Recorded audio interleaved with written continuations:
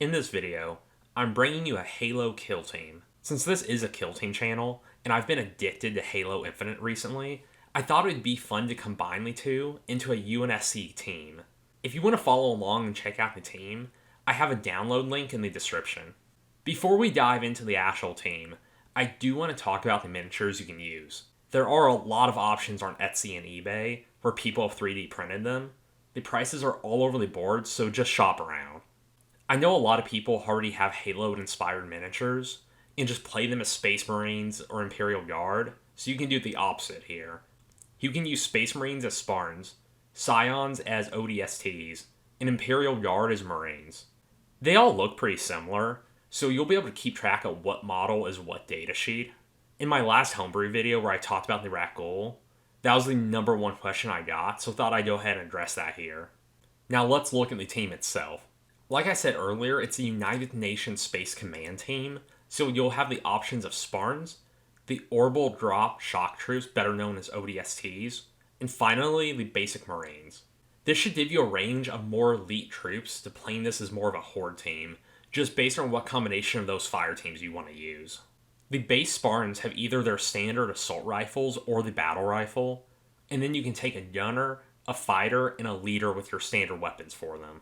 I know in lore a Spartan wouldn't deploy with a gravity hammer or energy sword, but I wanted a melee option and Halo doesn't have a lot to go off of here. The ODST team has its base troops and has a leader option, with their SMGs being the main weapon you'll be taking. I love the SMG in the ODST game. I've wanted them to bring it back for Halo Infinite, but sadly that hasn't happened yet, so I made sure to include it in this team. Finally, we have the Marines. The standard Marine just has the assault rifle since that is their standard issue weapon, but the gunner and the leader have some more specialized options, like the sniper or even the rocket launcher. On the next page, we have our strategic and tactical ploys. I won't read through all of these, but the two I thought were the coolest were the ODST ploys. It takes a lot of CP to make this happen, but you can retain as many of them in reserve as you want for 2 CP at the beginning of the match. And then for 1 CP, you can basically deep strike 7 of them on the board. They just have to be 6 inches away from the enemy deployment zone, and can't be right on top of an enemy model. I thought about having it where they could deploy farther up on the board, but I think with some of the TAC ops, that becomes almost an instant win, so I wanted to avoid that situation. You have several other ploys, including an additional Overwatch shot, and some basic shooting increases, but the ODST one's really coolest in my opinion. Next up we have the datasheets. For the Spartans, the basic rifles are about what you would expect, and the Spartans all do have an invul save to replicate their energy shield mechanic.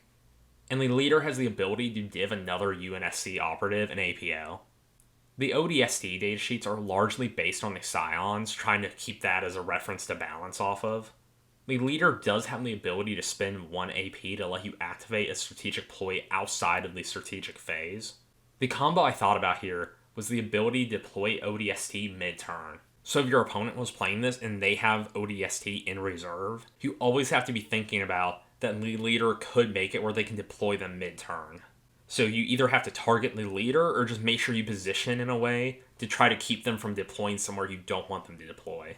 And the Marines are basically what you'd expect. Not tanky and not high damage, but you did a lot of them in their group activation too. The gunner does have access to a rocket launcher for a nice bit of splash damage, and the leader lets you use a tactical ploy for free without paying the CP cost. And now we have our equipment. We have all the equipment that you can get in Halo Infinite, minus the radar.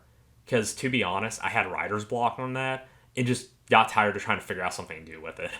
As far as weapons, we have the Hydra, which is going to be a highly accurate weapon with a 2+ to hit, and ceaseless to reroll 1s. In the game, it has auto-targeting, so I thought that would be fitting for it.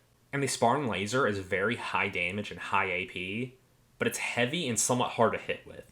Hopefully you all enjoyed seeing a Halo-inspired kill team. If this video gets good reception, I'll probably make a banished version of it at some point. I think their weapons would be fun to carry over, and they'd have some interesting equipment like the active camo.